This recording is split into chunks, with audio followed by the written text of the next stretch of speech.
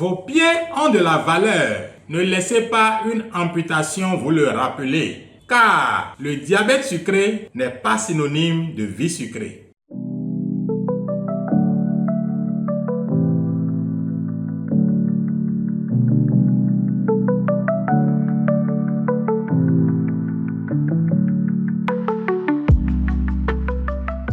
Bonjour, chers amis et patients, bienvenue sur cette émission La Voix du diabète. Ce numéro est consacré aux complications du diabète sur le pied. Qu'est-ce que le pied? Lorsque nous sommes en position debout, le pied c'est cette partie du corps qui est située entre la cheville et le sol.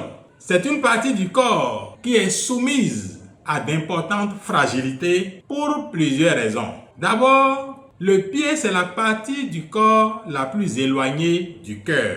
Ensuite, le pied est vascularisé par de petits vaisseaux. Enfin, les pieds doivent supporter tout le poids du corps lorsque nous marchons, par exemple. Dans le processus du diabète, lorsque ce diabète est mal équilibré, le taux élevé de façon constante de sucre va affecter le fonctionnement des nerfs et dégrader les fibres nerveuses. C'est ce que nous appelons la neuropathie diabétique. Et à partir de ce moment, il peut avoir des troubles de la sensibilité de sorte que de petites plaies ou des brûlures du pied peuvent passer inaperçues. À cela s'ajoute un deuxième processus que nous appelons l'artériopathie diabétique. À ce moment, les vaisseaux qui nourrissent les pieds vont être le siège d'importants dépôts et d'inflammations qui vont faire que ces vaisseaux vont se rétrécir et se rigidifier. La circulation au niveau de ces vaisseaux va souffrir et les pieds vont recevoir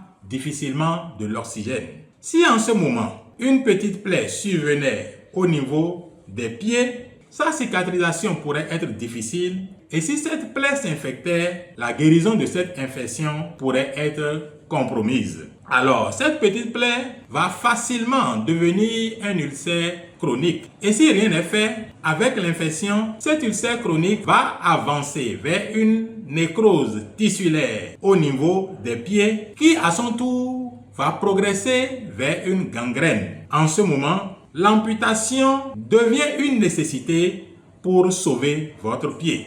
Le corps ne survivra pas à une amputation du cœur, par exemple. Mais même s'il survit à une amputation des pieds, il faut savoir que les pieds contribuent vivement à la vitalité de tout le corps. Parce que lorsque vous marchez régulièrement, vous communiquez une certaine vitalité à tous les organes, au cerveau, au cœur, aux reins, ainsi de suite. Et les pieds sont également un symbole. Parce que se tenir debout, c'est le symbole d'une présence. C'est le symbole d'une intégration sociale, d'une intégration familiale. Se tenir debout, c'est le symbole que nous sommes encore dans la lutte. C'est le symbole que nous ne sommes pas écrasés par les événements. Se tenir debout, c'est le symbole de la liberté. Alors, lorsqu'il en vient que nous sommes amputés, nous perdons tout ce symbolisme de notre pied et la souffrance envahit notre vie. Qu'est-ce qu'il faut faire? En dehors de ce à quoi nous sommes déjà habitués,